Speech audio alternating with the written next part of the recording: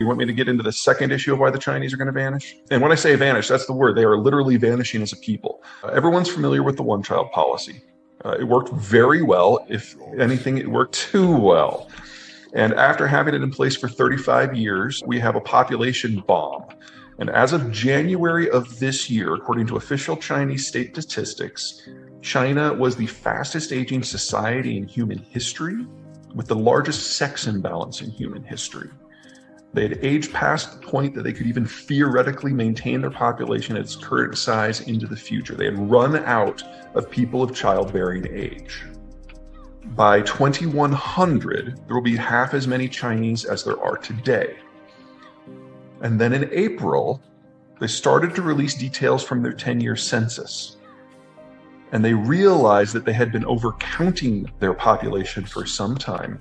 And that 2100 date for half as many people was moved forward to 2070. As of last month, early October, some of this data has been broken down by some Chinese academics and demographers, and they're like, we need more data, but we fear that that half date is now moved up to 2050. And for that to be true, the Chinese would have overcounted their population by 100 million. And all of that 100 million would be people who would be theoretically born since one child, so age 35 and under. In which case, China peaked in terms of its population, not 2 years ago, like they were originally thinking, 15 years ago. And we've already seen a 12-fold increase in Chinese labor costs since 1999. So it tracks with the economic data. So China is not getting rich, it's getting old. They are no longer the low-cost producer, and they haven't advanced enough to become a high-quality producer. So from a purely economic point of view, even if the US keeps holding up the ceiling, China is facing utter demographic collapse in less than a decade. What's going on in China right now is Chairman Xi has instituted a cult of personality, and he's imprisoned, killed, exiled, or intimidated and silenced everyone in the country who's capable of independent thought. And he probably has the best understanding of just how bad the demographic situation is. And so he knows, for reasons demographic, financial, geopolitical, trade, he knows that the country's current economic model has failed. And he knows he can't guarantee economic growth, and he knows he can't keep the lights on, and he knows he can't win a war with the Americans. How do you maintain CCP supremacy if the things that you have guaranteed for 50 years no longer can be guaranteed? And the answer is naked, blatant ultranationalism, ethnocentric ultranationalism of the Nazi style. And so Tibet, Xinjiang, Hong Kong, Taiwan, warrior wolf diplomacy, these are all aspects of the same policy. Convince the average Chinese that it's no longer about the economics. Convince them that being a pan-ultranationalist is enough. And that is where the CCP gets its authority now. So they don't care at the top about supply chains or economic performance or even employment. Hell, they don't care about keeping the electricity on. A third of the country is facing power rationing. They're already warning people to stockpile food.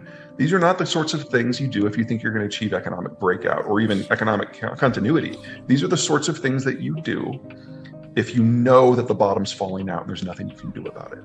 And you have to shift the conversation to remain in power. I mean, we can have a conversation about authoritarian systems and what allows them to persist.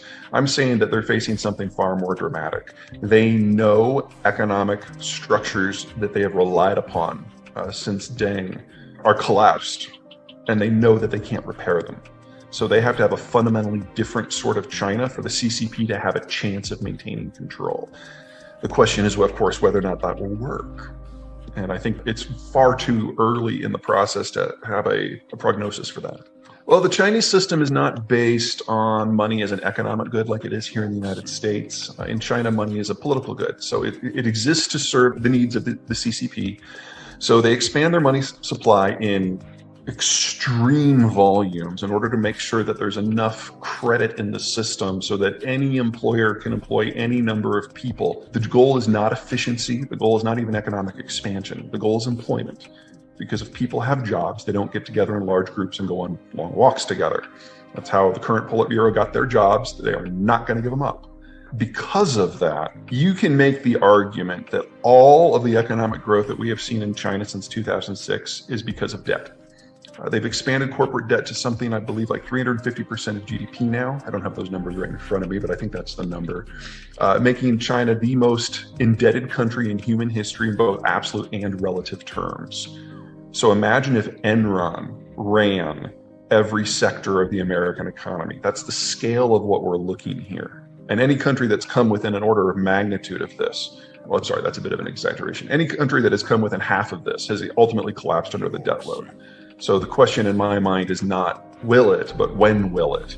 And that's one of the things that is driving this policy of ethno-nationalism that Xi is doing, because he realizes that this system has run out of juice. As they issued more and more debt in the last 15 years, it's generated progressively less economic activity. So do you think that there's a real threat to Taiwan?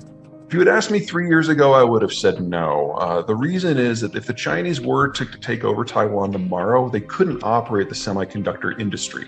If they were capable of operating it, they would have built their own. The Chinese are not very high value added.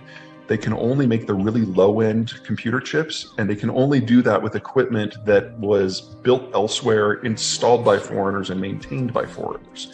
So the idea that they could just walk into TSMC headquarters and just take over and make it run is silly. Besides, all the designs for those chips come from the United States. And if they did this, they're moving towards an economic collapse and a deindustrialization scenario anyway. And if that is now the guiding thought of Xi Jinping, then all of a sudden, economic fallout from a conflict is something they're going to experience whether they do the war or not. So there is something to be said for choosing the time and the place of the conflict and being the one who pulls the trigger, and so being the one who can write the narrative about why the conflict is happening. So I would say that the risk to Taiwan today is higher than it's ever been. It doesn't mean that I think a war is imminent or even inevitable, but I'd give it a 1 in 3 chance now, which is the highest I've ever considered it. It is now part of the national mythos as created by Xi Jinping. And it's a very, very effective way of beating the drum from time to time. So I can't imagine Beijing going for any sort of compromise. Honestly, the strategic ambiguity as it existed a year ago served both sides, because it allowed the Chinese to do their little chest beating every once in a while, allowed Taiwan to have its de facto independence, and the United States didn't have to do anything. Things are changing, though. The calculus is shifting in Washington. The Biden administration, in bits and pieces, is redefining strategic ambiguity, and it is not clear to me what the end game is here. This is a very in-play issue. Biden on multiple occasions has said things that are far beyond the pale for what has passed for strategic ambiguity in recent decades. Right. Talking about having a direct defense agreement with the Taiwanese, which doesn't exist, saying that an attack on Taiwan's attack on the United States, which doesn't exist in law, and basically starting to treat Taiwan by all the matters that matter as a real independent country, which of course it is. So it's kind of hard to argue on this from a logical point of view.